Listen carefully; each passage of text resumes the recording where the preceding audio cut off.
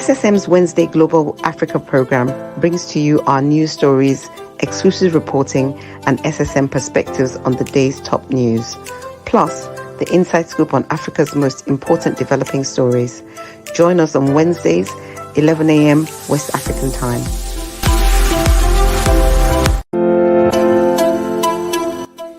SSM's Wednesday Global Africa program brings to you our news stories, exclusive reporting, and SSM perspectives on the day's top news. Plus, the inside scoop on Africa's most important developing stories. Join us on Wednesdays, 11 a.m. West African time.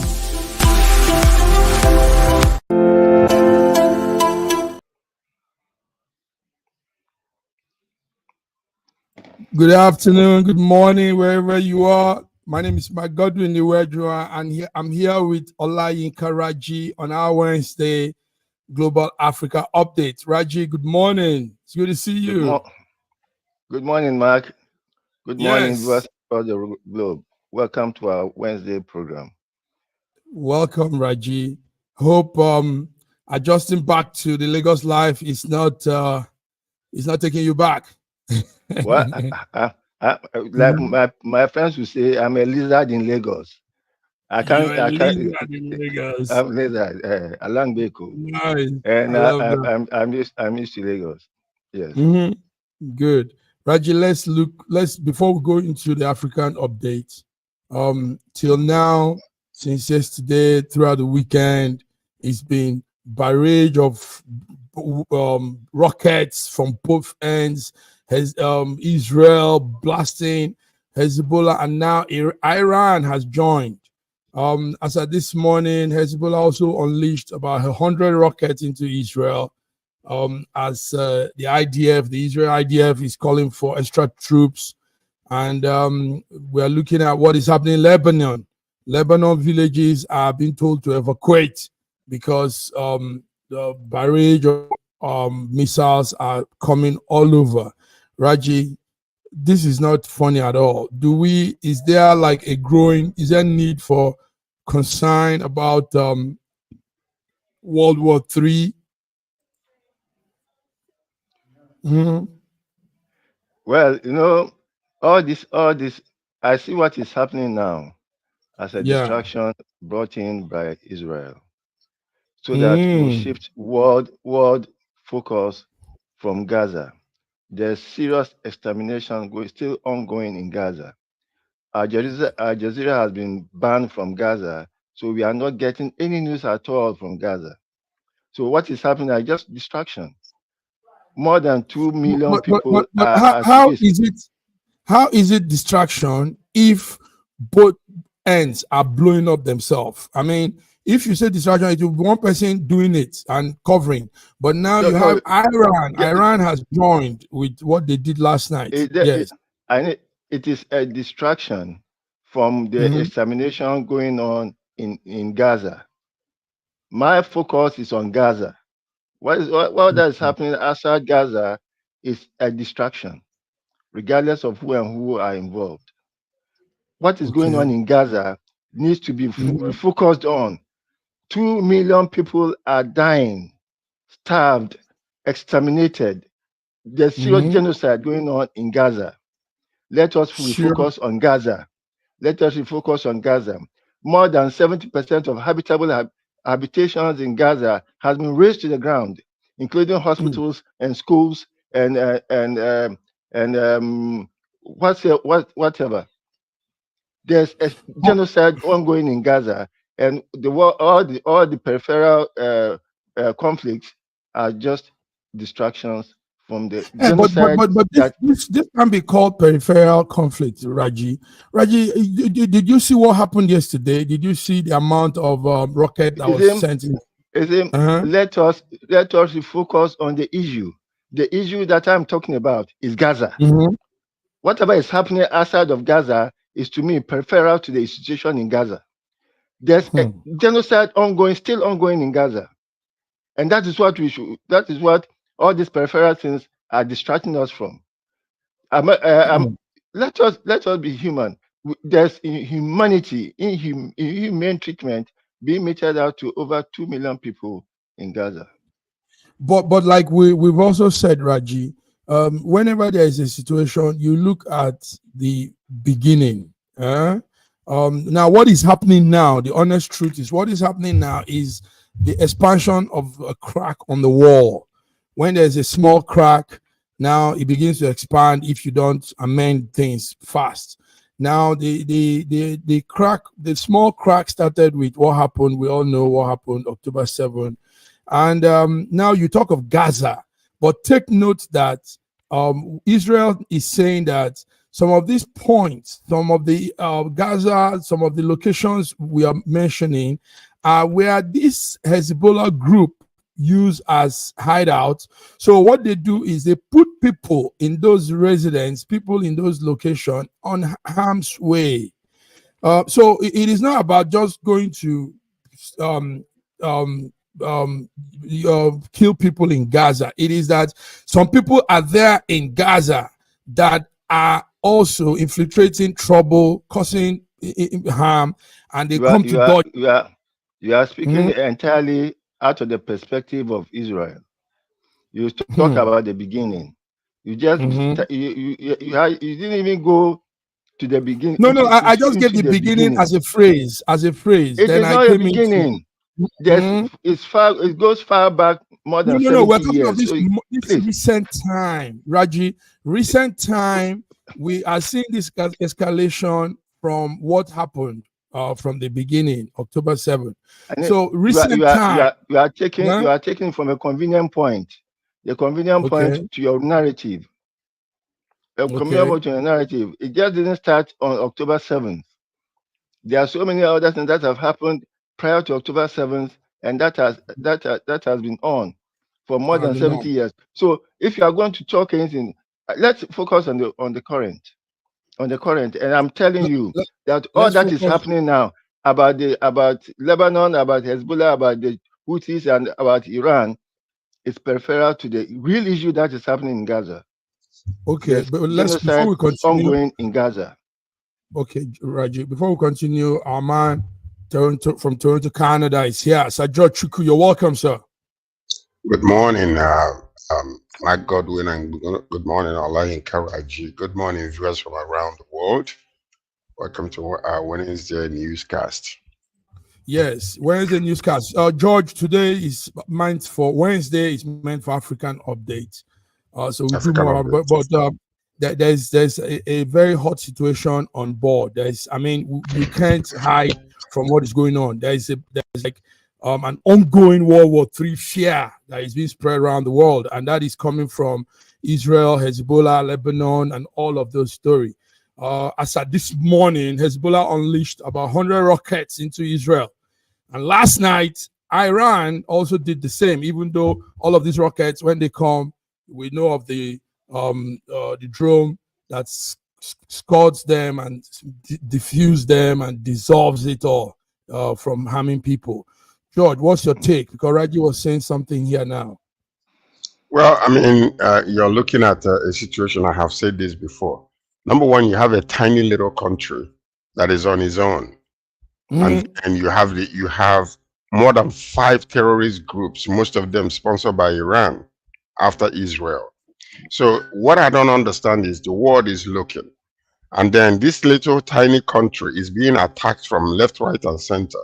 And then all we are interested in is, what just happened. I forgot the date of that event that took place. Was it October 7th or something like that?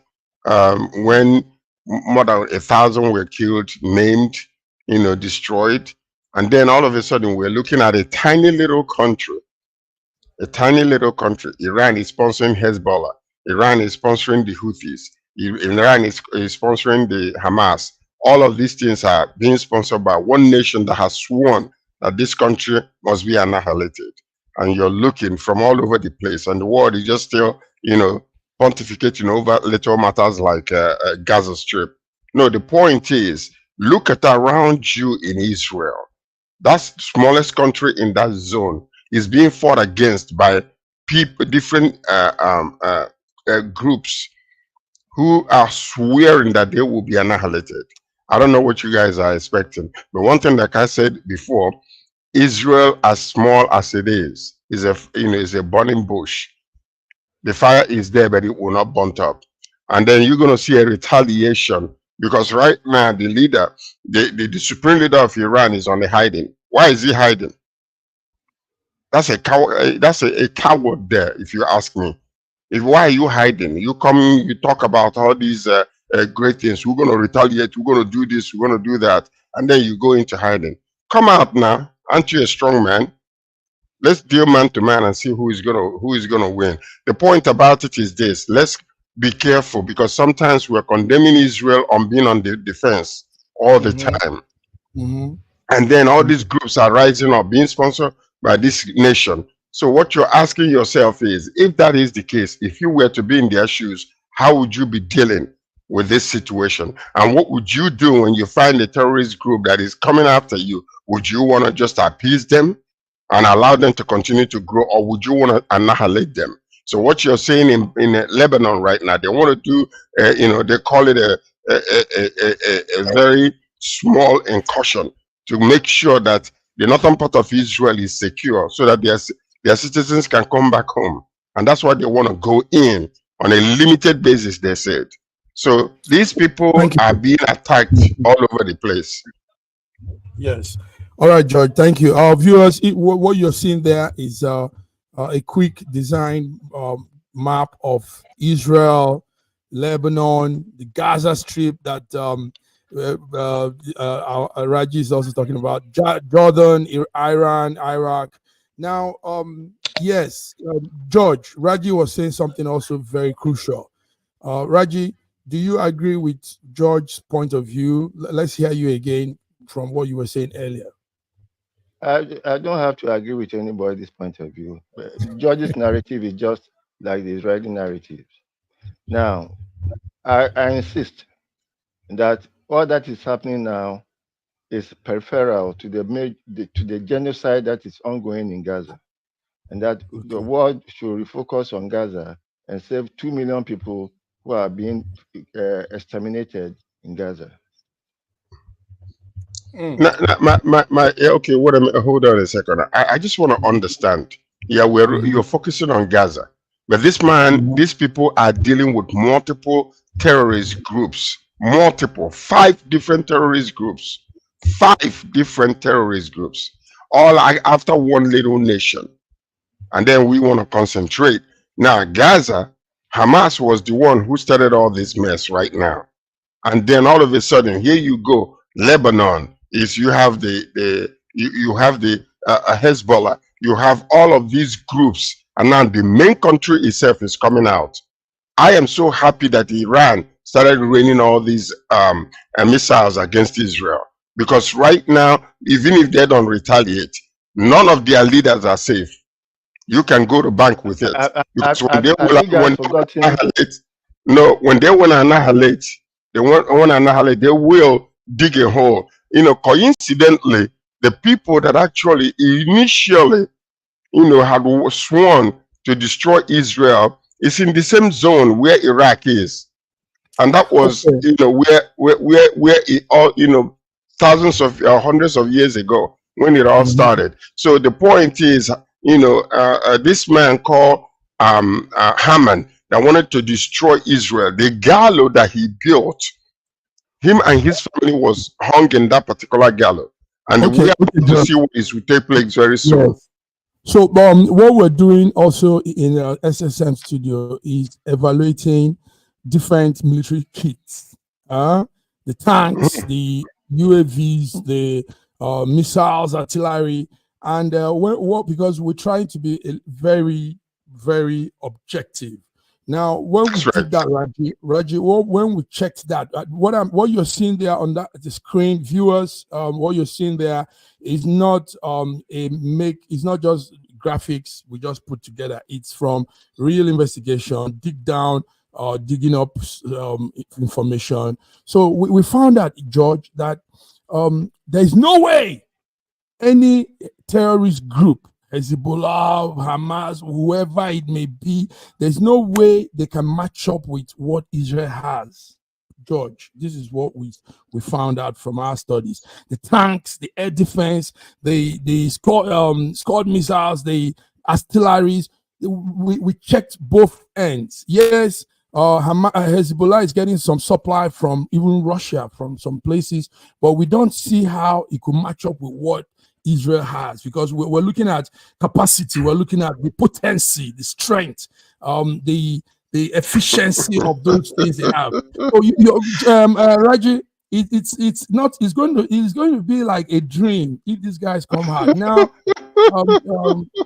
this morning they did some other strikes again, and all of their missiles fall on empty ground. You know, it doesn't, even though it's targeted at the citizen, but it doesn't get to the target. So, and when Israel would come back, it will be massive. So this is it will be deadly. Now that Iran finally, you know, one thing we have forgotten is that it's been so long coming when Israel was actually expecting Iran to openly come out against them directly, so they can deal with them with the blows, unforgettable blows, and they can deal with them and make a mark that can never be erased. That is one major thing, and it is going to happen, because the one thing that they can take home is, as long as Benjamin Netanyahu is the leader in Israel, when he inflicts pain, he does it like a general, which he has been. You know, his brother was a military might too. So what you're seeing here is, leave these people alone. If you are intelligent enough, they've done nothing to you guys. Let them just exist and do their own thing. But when you want to get yourself involved in something that doesn't affect you, when it comes after you, look at Hezbollah now, look at Lebanon now. Everybody's running away. Everybody, when they dealt with them, it was like they were having a dream. And Iran will get it at the right time. You can go to the bank with it. And when they deal with Iran, they're going to deal with them so strategically that most of anything that makes them to want to come out and flex their military might and muscles will be destroyed. Go, you watch and see what's going to happen.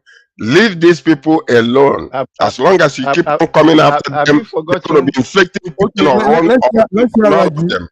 Go ahead, Raju. Have you forgotten all the assassinations that Israel has carried out in Iran? Have you forgotten how? Legitimately and boastfully, because everyone that they are unprovoked attacks on Iran. Oh, really?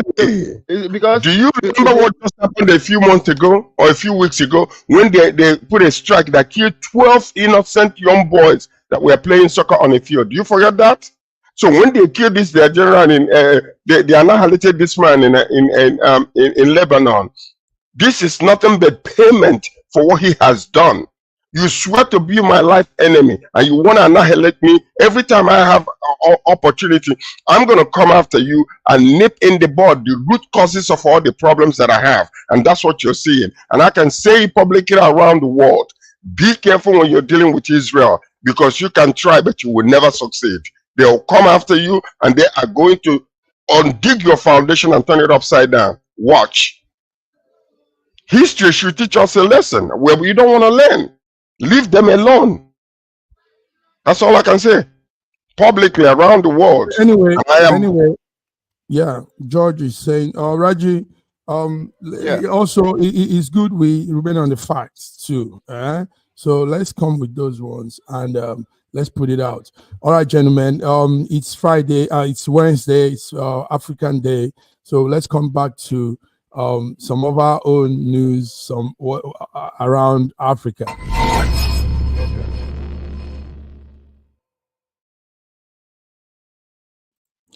All right, gentlemen, viewers, there's news coming from Nigeria that Emirates, that airline from United Emirates has resumed flights to Lagos after 2 years suspension.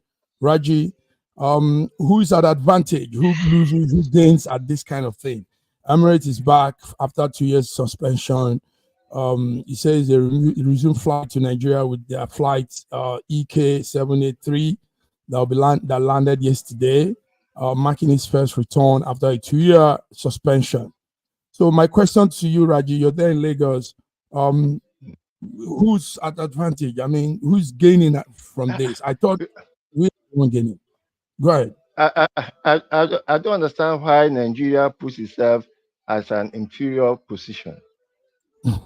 The traffic out of Nigeria to all places in the world is humongous.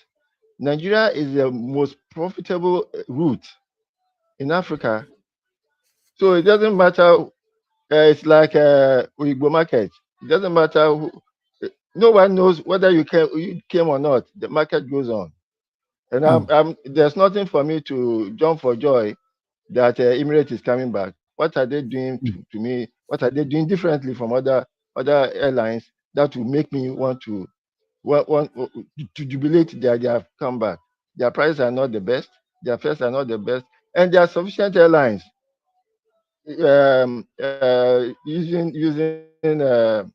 coming into Lagos and Abuja and servicing Nigerian passengers. So what's the big deal? So what's the big deal? George, yeah, no big deal. Like Raji just started with his statement, in most cases, we don't know who we are. The black man has not realized who he is. Nigerians have not realized who they are with our number, with our power.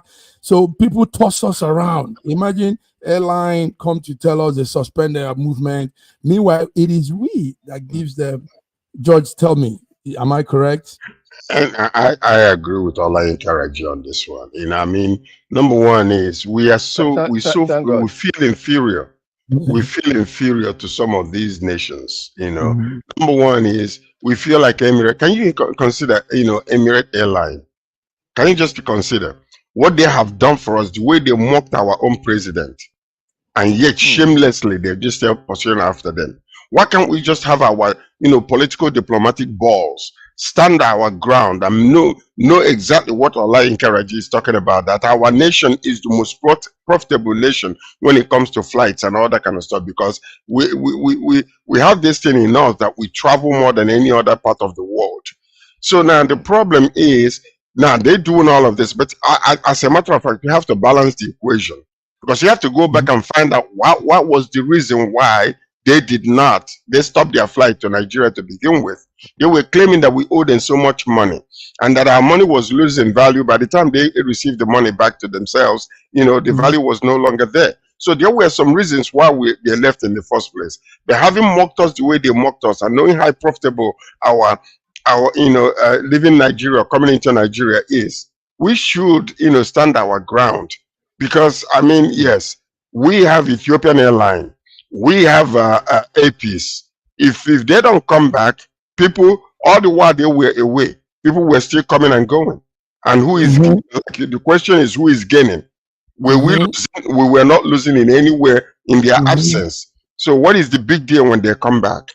Because they feel and claim superiority over us, even the way they have dealt with our president, when they were just doing a yo-yo type of situation with him, come today, come tomorrow. No, I don't think so. There is nothing to jubilate over this, and it is our own, what you call a fanatic type of consumption, that is causing all of these things. Anything you can get from Emirates, you can get it from Ethiopian Airline. Anything you can get from Emirates, you can get it from APs. And APs actually is more superior than most of the flights from Emirates. So I don't see. I'm sorry, but it's nothing to laugh home all about. No, you don't need to be sorry. It's a fact. It's the day we realize ourselves that we will stop some of these bouncing around we allow people do to us. Raji, now that they have come back, we had that visa. There will be some visa withdrawal. I mean, it won't be as it is to be. It could also be visa at the point of entry, reduced requirements to get your visa and all that. Is that true? Will there be that flow? See, Nigerians should be courted by all these airlines, all these like Dubai being a center of commerce. They should come and court us. They should come and toast us. Please come to our country. Not that they will be saying, okay, be telling us that they can restrict our entry into their country. No, I don't. Like George has said, like I've said before, there's nothing for us to be jubilating about. Nothing. Whatever concessions they want to give, let them give. Let us Okay. remain in our position of confidence, of superiority, of knowing our own worth instead of throwing our gold into pigs. Thank you very much. Thank you, Yeah. guys. Moving forward, let's wrap it up. Yesterday, George, was our 64th Independence Day.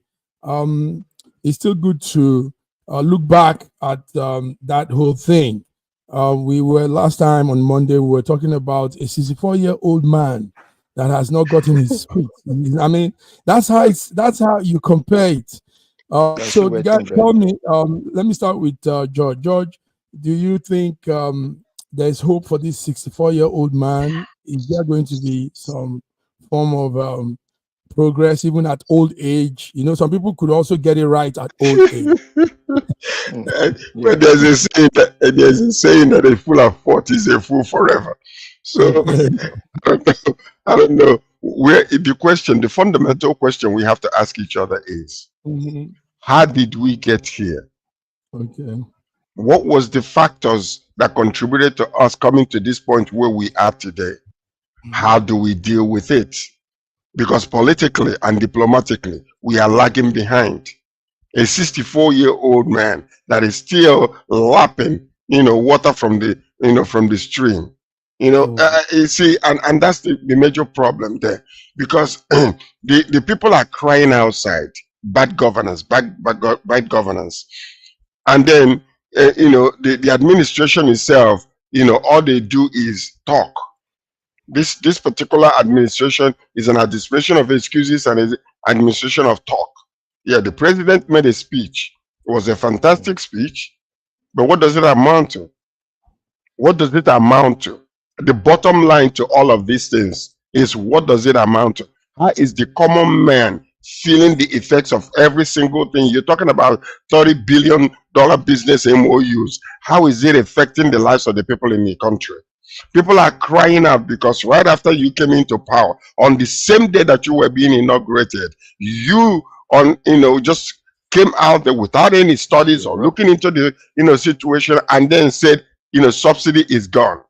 And then you begin to do some financial reshuffling that is causing even extra pain on the people. You turn around and you're increasing the tariff. You turn around and are doing all these things, and you're saying, oh, people should become, they should, bear the pain. But you turn around in the same vein, you're not an example of what you want to implement. You begin to spend billions of dollars, wasteful spending on unnecessary things. I know we're going to talk about Amina Mohammed, what she was talking about. The deaths now, 1.7 million or 1.57 million billion was just approved for Nigeria. Another debt. So all our lives, all we're going to do is managing the debts. No infrastructural development in our country. When these loans come, we abuse the loans. We don't know where the money is going, and yet we're owing the money. And it is going in the wrong things. This is what you're talking about. This is why people are crying out. Thank you, George. Raji, let's hear you. 64-year-old man, can he make it? Incidentally, yesterday was also my birthday. And a friend of mine called me early in the morning, and he actually made my day, because he prayed for me. He said all those things he has to say to wish a dear friend a happy birthday, and then added, "Happy Independence Day for all that it is worth." And that statement was very, very heavy to me, for all that it is worth. That for 64 years of independence, and all my friend can say in absolute forlorn speech was that, for all that it is worth. Anyway, happy Independence Day. That shows that any hope that he had, any faith that he had in this country has been so bastardized that, but for his faith in God, he probably would have thrown up his hands. Okay, what can I do? A bedwetting 64-year-old man, still bedwetting, still wearing nappies, not knowing what. No, it's not It's fun. funny. It It's is not funny. funny. I've been out of Nigeria for about a month before for the whole of September, and I had peace. I had peace in that I did not have to think about Nigeria and the situation we face in Nigeria. It is very, very sad.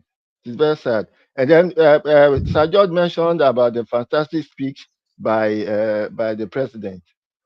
A speech full of lies, full of full of full of full of mi- full of. Where is the Defeat. 30 billion investment that has come to?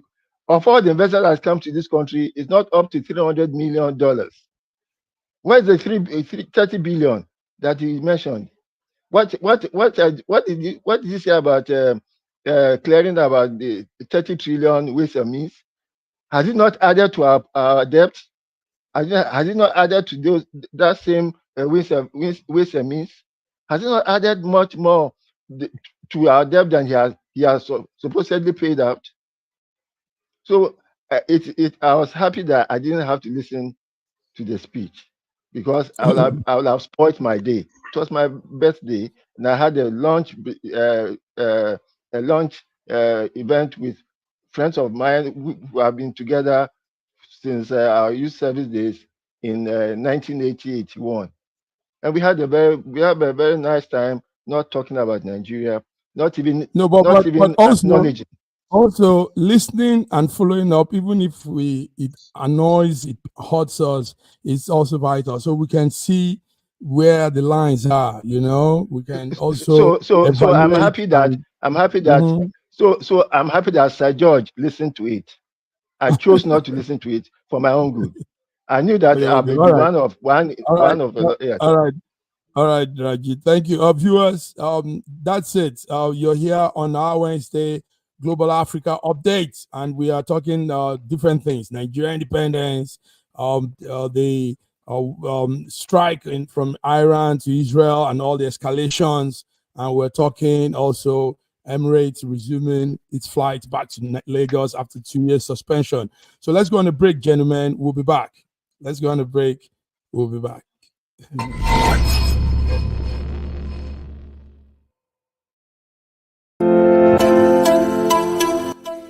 SSM's Wednesday Global Africa program brings to you our news stories, exclusive reporting, and SSM perspectives on the day's top news.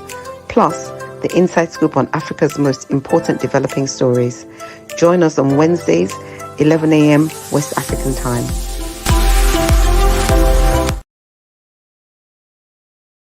Nigeria, we hail thee, our own dear native land. Though tribe and tongue may differ, in brotherhood we stand. Nigerian soul are proud to serve our sovereign motherland. This country has some of the most extraordinary culinary diversity in the world. I'm talking about Nigeria. This first dish is amala abula, made popular by the Yoruba people in southwest Nigeria. It starts with amala made from dried yam and then is covered in a variety of soups. Next we have ofe nsala, a white soup that is synonymous with the Igbo people of southeastern Nigeria. It goes best with fufu, or akbo as the Igbos call it. Next we have suya, the most well-known food of the Hausa and Fulani people of northern Nigeria. Meat is covered in a peanut-based powder called yaji and cooked over an open fire. This is banga and starch, a classic of the Orobo people of Delta State. Lastly, we have onunu, a plantain-based swallow of the Izon people in South Nigeria. We are eating it with fisherman soup, popular throughout this whole region. And of course, we don't forget the jollof rice. This is popular everywhere in Nigeria. I think what makes Nigeria so great is the diversity of all the different people coming together. These beautiful ethnic groups living side by side, sharing culture and cuisine is what makes Nigeria such an amazing country to visit. Nigerians should be so proud of that cultural heritage, as there is so much more that unites than divides them.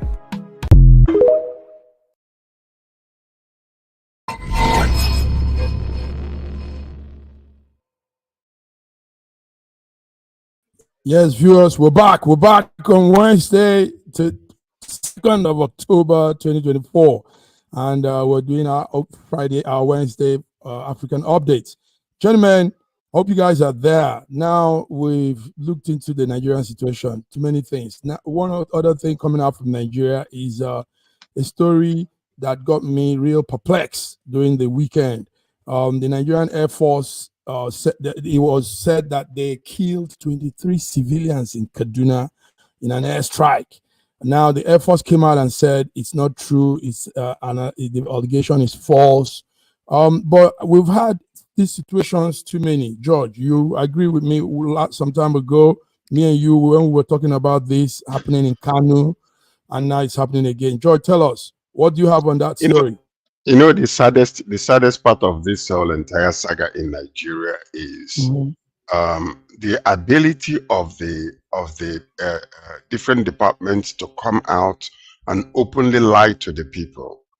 When there are facts on ground and people are reporting certain things, a particular individual representing one of these departments will come and blatantly lie against what people are, the people on ground are saying.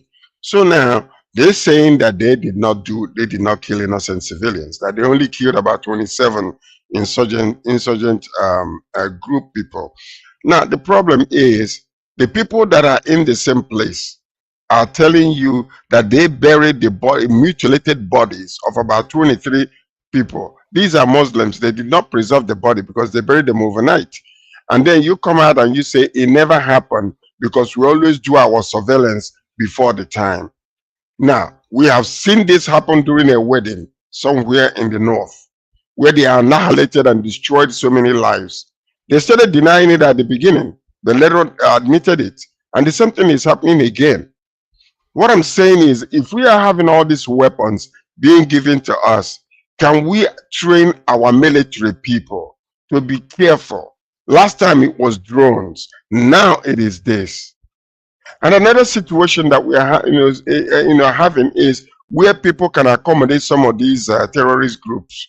They will stay among them, buy among them, market among them, and then all of a sudden, when the airstrikes are coming, you don't know who is who. Because the individual was saying that when they came out, they saw a bunch of these insurgents, they were running away and they shot at them. So that it was not in the open area, that it was in the bushes. So there is no mosque in the bush. So, but I don't think that people will come out, the villagers will come out and start lying against when they know that their own people were massacred in this situation. So I don't know who to believe anymore. And this is one of the problems we have in Nigeria today. Raji, who do we believe? Yeah.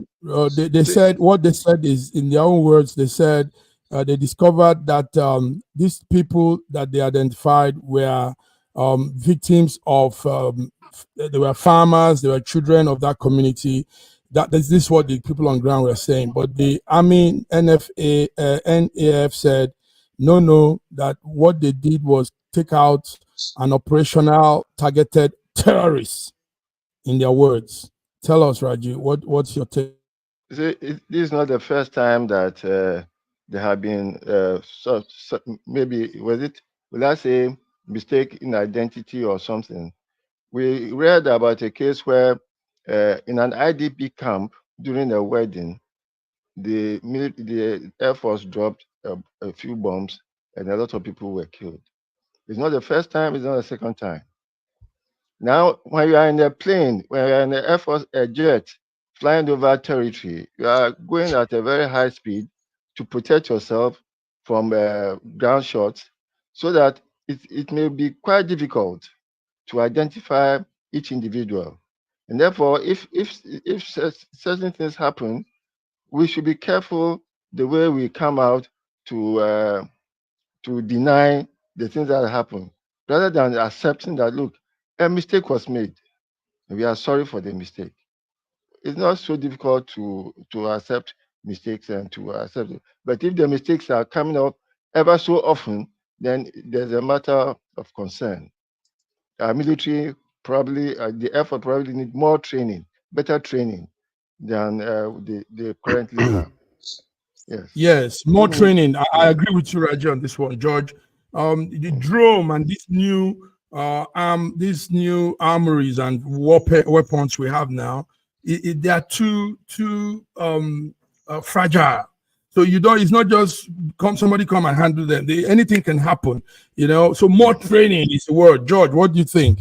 Because we need a little more training, and we need to send some of these people, even if they have to go outside to learn, you know, and to understand. But another issue is that what we're seeing here is actually lack of coordinations, because eventually, if indeed they were actually to bring a surveillance around that place to ensure where these people were, and then in the last moments of them trying to institute this thing, and then there were mistakes that were made, that means there must have been some kind of lack of coordination between the people on the ground and the people that were coming to bomb the place. Because if you say that we always put our people on the ground to, you know, do surveillance on the place to make sure that the public is safe from, you know, the attacks, you know, it's very highly probable that that was done, but yet information was not given at the right moment or released at the right moment to stop them from, you know, sending those ammunitions against the people that actually eventually killed a lot of civilians. Because evidently, I believe that there were civilians that were killed. Villagers are not going to come out lying that, oh, you know, it was just that, you know, that they killed 23 people. I don't think so.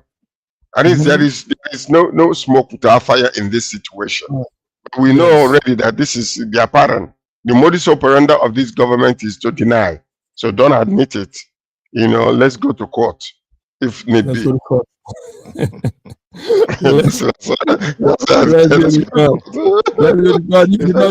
a laughing matter. Anyway, yes, it's not. It's a very serious matter. But you see, because we also don't, those places are also very volatile places. This is where also those terrorist groups are coming out from. So you don't know if truly the target was on the terrorist group, and now the villagers are turning around to say they are innocent villagers. And we also know that, like George said, Nigerian can be up to some things too. The NFA. I know that this NAF. Yes, I know that these machines, new gadgets they are acquiring needs a lot of training. It needs more than those small training they go for, because these are computerized, highly technical devices. So a little thing you blow off everywhere, and you to cover up, you say, okay, intentionally did it, but it was a mistake, you know. All right, gentlemen, thank you very much. So viewers, that's it. What happened at Kaduna? The villagers said there were farmers and children who were at the community mosques at that time, but the NAF denies killing those 23 civilians in that Kaduna airstrikes. They say it was a targeted terrorist operation. So at the end of the day, we'll know who's saying the truth soon. Will you really know who is telling the truth? Because the bodies are already buried. The bodies are already buried in 24 hours. So how would you know? Because if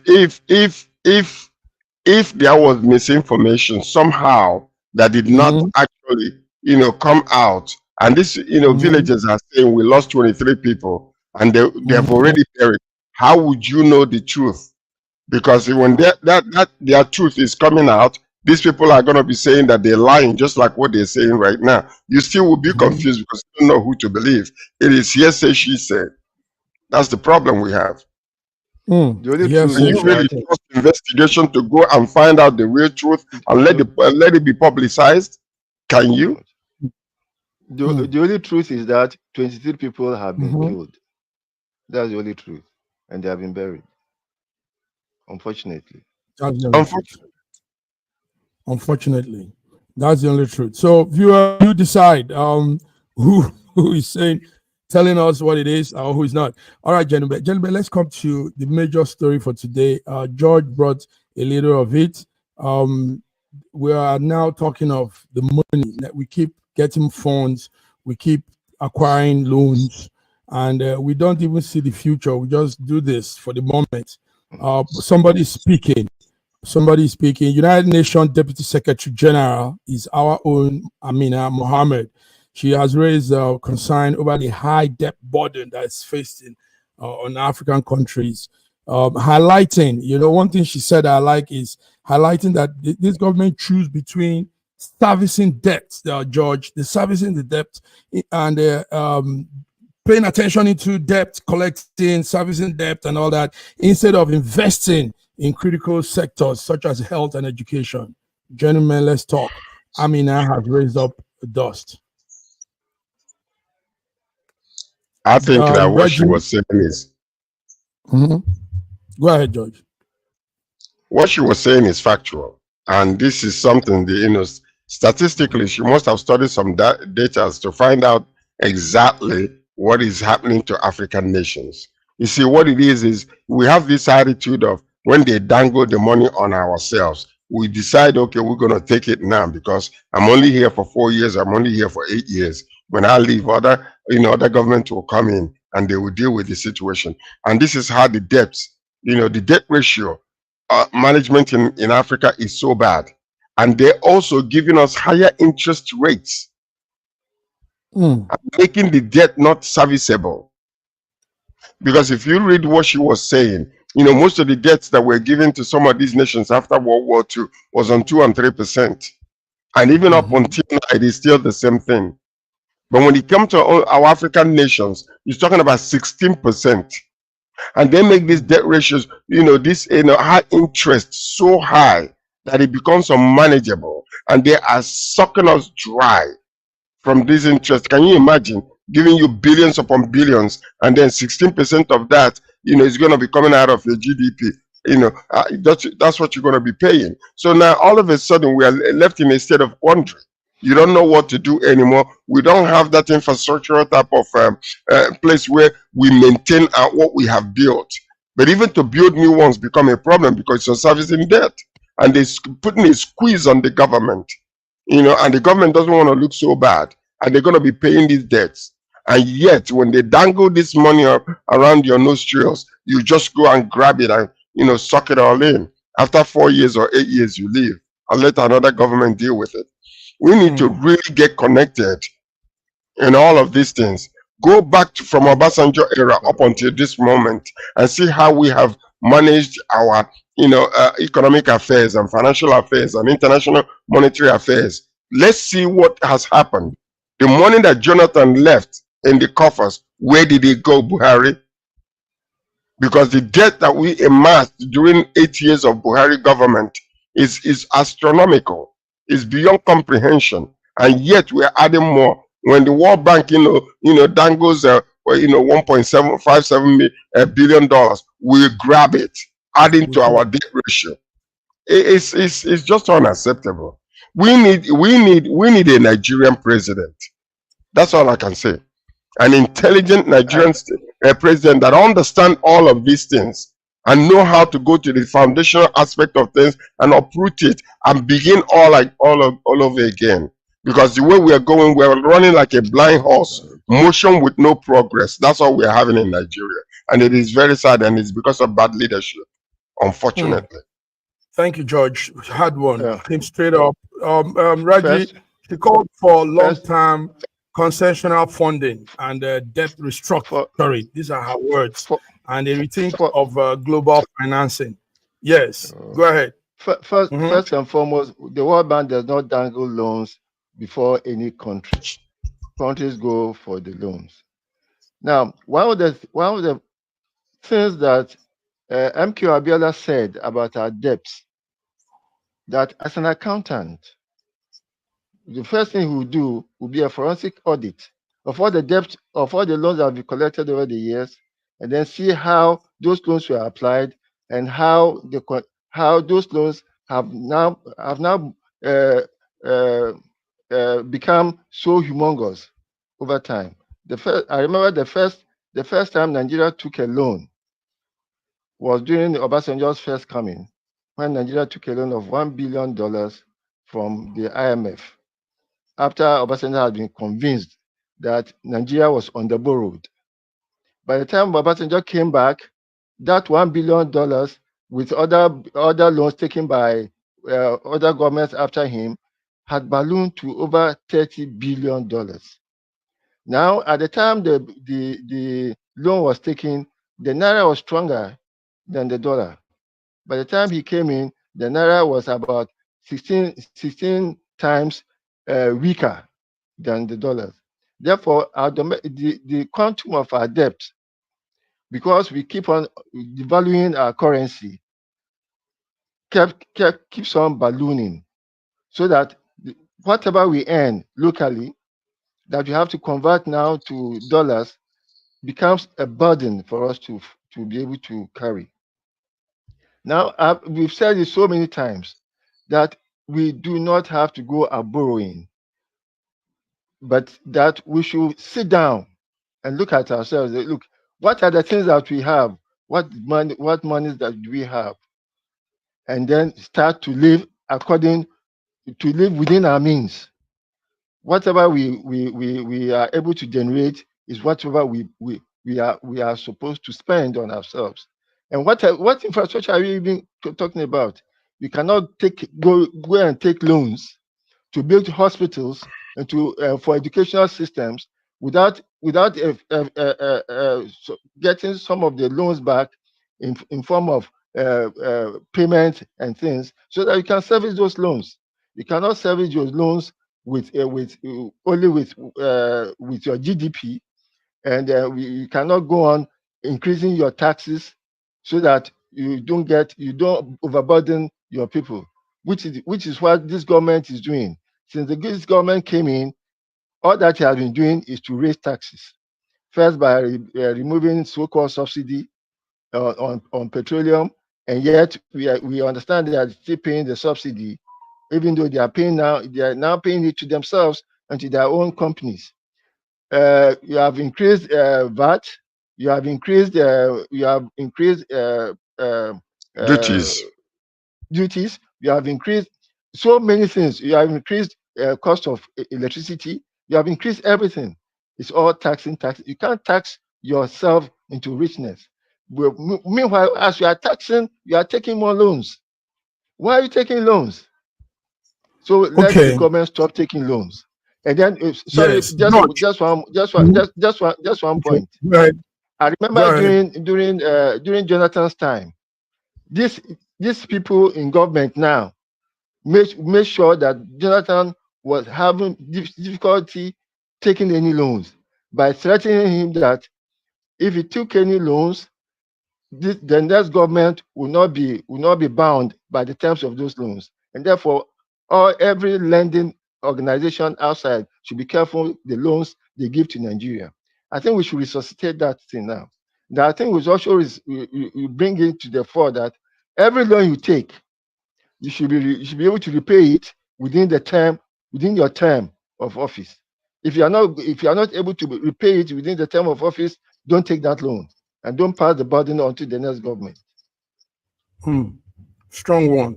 Okay, on top of this, IMF also warns Nigerian government against weakening CBN autonomy. I don't know why they will say they are weakening the CBN autonomy, because the CBN is yes. So somehow I see like a parley between IMF and CBN, and all to the detriment of Nigerians. George, what do you think so? Because you see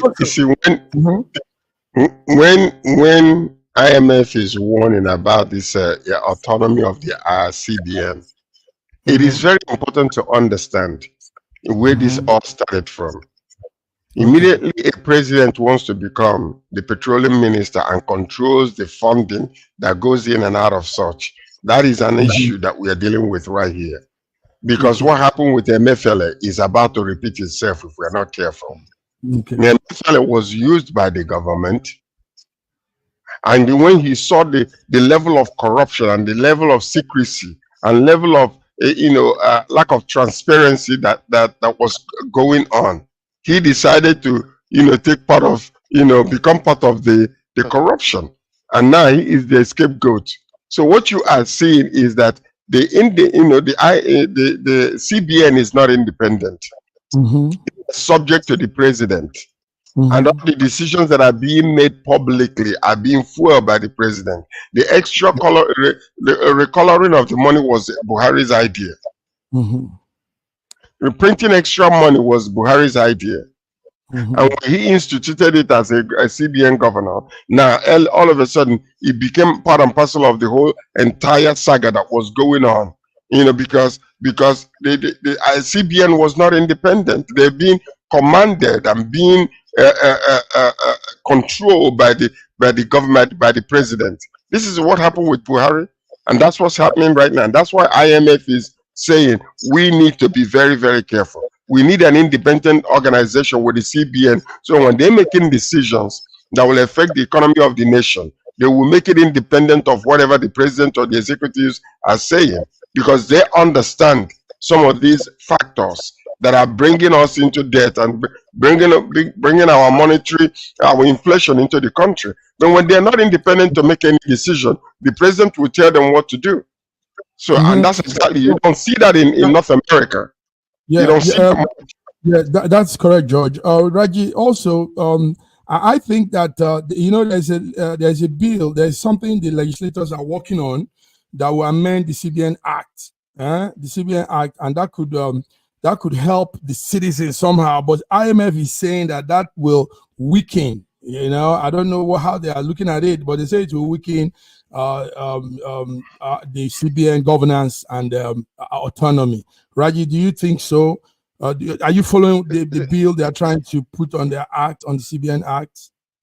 Without even following it, I did not see any act of the current NAS that will be to the benefit of the people. Unfortunately.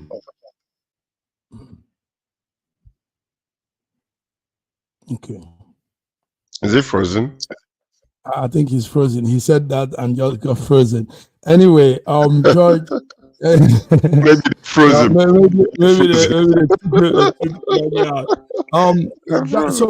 Anyway, that's what's happening. George, you really put out some strong talk here, and we want to commend Amina Mohammed. She now has shown that she's really representing Africa, the people, the ordinary people, for her to look into this nitty-gritty, the essence of all of this money thing, loans and all of this thing they are doing, because there has to be a check, George. I mean, you just taking loans, waking up, taking loans, like you said, buying private jet, buying yacht. I mean, what is this? Who does all of this? Can you just imagine, since Buhari came into, Asiwaju came into power, can you just imagine all the money that has been wasted in this past 16 months? Can you imagine? If, for instance, they have used all that money to bring a village of, this alternative energy. Okay. A huge village that could supply power to all parts of Nigeria.